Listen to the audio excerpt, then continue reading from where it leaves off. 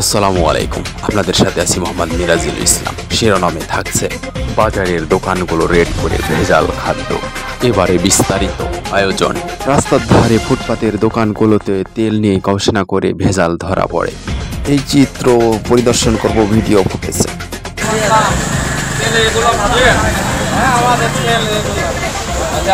আপনার তেল কি গরম আছে? আচ্ছা সাগর তেলটা আমার একটু বেশি গরম না। আপনি তেল গরম আছে? এত কালার হলো ভাই, রং কম দেন। কোয়ালিটি তেল রান্না হয় সারা তেল যেতে করতেছে কই আটা এটা রাস্তা কোন দিকে তেল দেন তো তেল দেন তো ভাই ওই কোরাক থেকে দিবে। ফুড কালার ব্যবহার করেন না? না না ফুড কালার কি দিবে আগে বলেন আপনি সঙ্গে কিছু কথা বিকালবেলায় সেটা একটু চামচ আছে। চামচ আছে? চামচ ছোট ছোট চামচ আছে। আচ্ছা তেল কি গরম? এটা গরম তেল?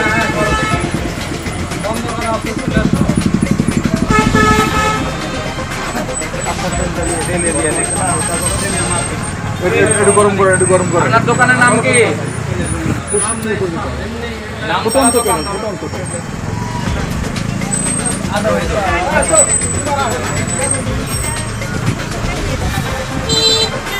এই দোকান যে নিয়েছেন দোকানের মালিক কে? ভাড়া দেন কাকে?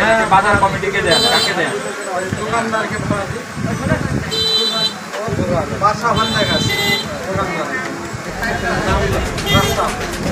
তেল একটু গরম করলেন?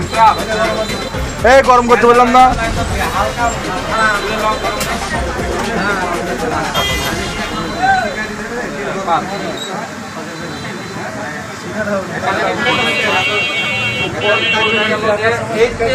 কথা বলবেন।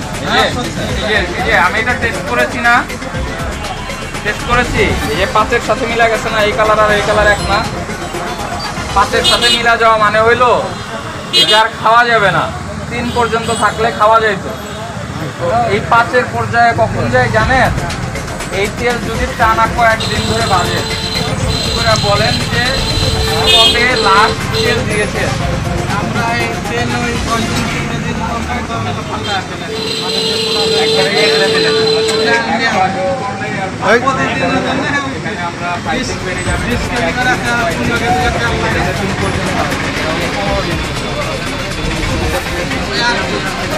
আচ্ছা ওই তেলগুলা ওই আচ্ছা এখন থেকে অল্প দিনের মধ্যে যা থাকবে ওই তেলগুলা সব বের করে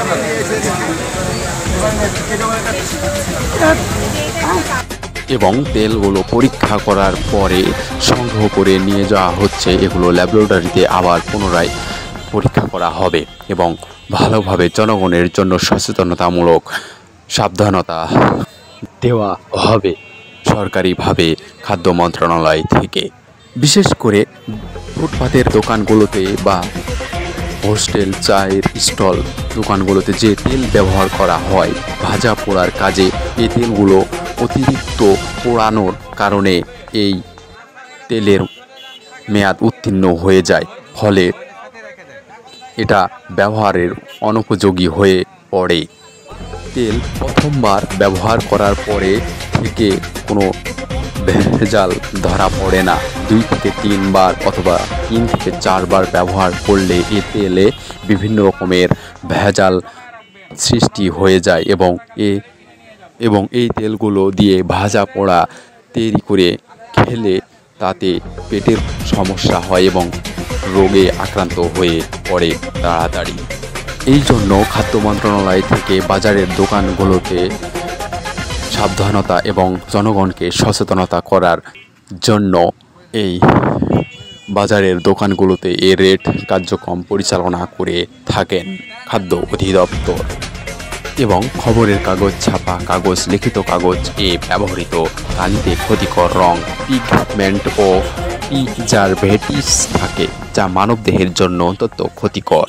এ বিষয়ে খাদ্য অধিদপ্তর জনগণকে সচেতনতা করে দেন এবং খাদ্য মন্ত্রণালয় থেকে সংশ্লিষ্ট আইন বিধান মেনে খাদ্য ব্যবসায়ীগণ খাদ্য প্রস্তুত, আমদানি, সরবরাহ, সংরক্ষণ, বিপণন এবং পরিবেশন করবে। ব্যবসায়ীদের উদ্দেশ্য এ কথাগুলো সরকারিভাবে বলা হয়েছে। এবারে মরিচের গুঁড়া নিয়ে কিছু ল্যাবরেটরিতে পরীক্ষা করে দেখা যায় মরিচের গুঁড়ার মধ্যে যে সমস্ত ভেজাল তা নিচে জমা পড়েছে। আমরা দেখার জন্য চলে যাব সরাসরি ক্যামেরা ফুটেজে। সেগুলো আমরা টেস্ট করেছি। টেস্ট করার পরে নিচে কিছু জমে আছে, সেডিমেন্টেশন। এই যে জমে আছে এটা আসলে মরিচের গুঁড়া না, এটা অন্যান্য যে পার্টিকেলগুলো আছে, যেমন যে ফ্লোরে মরিচটা ভাঙাইছে সেখানকার কিছু ধুলা ময়লা চলে এসেছে। যে মেশিনে মরিচটা ভাঙাইছে সেখান থেকে কিছু লোহার টুকরা চলে এসেছে। সেই জিনিসগুলো আমরা এটার ভিতরে দেখতে পাচ্ছি। তার মানে আপনারা নিশ্চয়ই বুঝতে পারতেছেন যে আপনারা যদি এখন এইটা কিনে খান তাহলে ওই ময়লা এবং ওই যে কিছু লোহার পার্টিকেল, কিছু অন্যান্য পার্টিকেলস আছে সেগুলা নিজেরা খাবেন। আমরা যে হেভি মেটালের কথা শুনি সেটার একটা ব্যাপার আছে, আর সরাসরি তো লোহা বা অন্যান্য যে পার্টিকেল এগুলো তো আমাদের হজম হবে না। কাজে এটা যখন আপনারা খাবেন আপনাদের কি হবে, পেটে নানান ধরনের ফুড পয়জনিং হবে। তাহলে এটার জন্য আপনারা কি করবেন, যারা ভাঙাচ্ছে তারা সঠিক পরিবেশে সঠিকভাবে ভাঙাচ্ছে কিনা এটা আপনারা দেখবেন, এবং এরকম কাউকে যদি পান যারা ভাঙাচ্ছে না সঠিকভাবে আমাদেরকে জানাবেন। জানালে আমরা এসে ব্যবস্থা নিব। কেমন, আপনারা কি বুঝতে পারছেন ব্যাপারটা? আর তেল তো সবাই দেখেছেন। খাদ্য ভেজাল নিয়ে কিছু মতামত এবং উপদেশমূলক কথা বললেন অ্যাসিস্ট্যান্ট এবং অফিসার, এবং জনগণের কোনো প্রশ্ন বা মতামত আছে কিনা এবং অভিযোগ দেওয়ার জন্য আবেদন করছে খাদ্য মন্ত্রণালয়ের ইওনো অ্যাসিস্ট্যান্ট মহোদয়।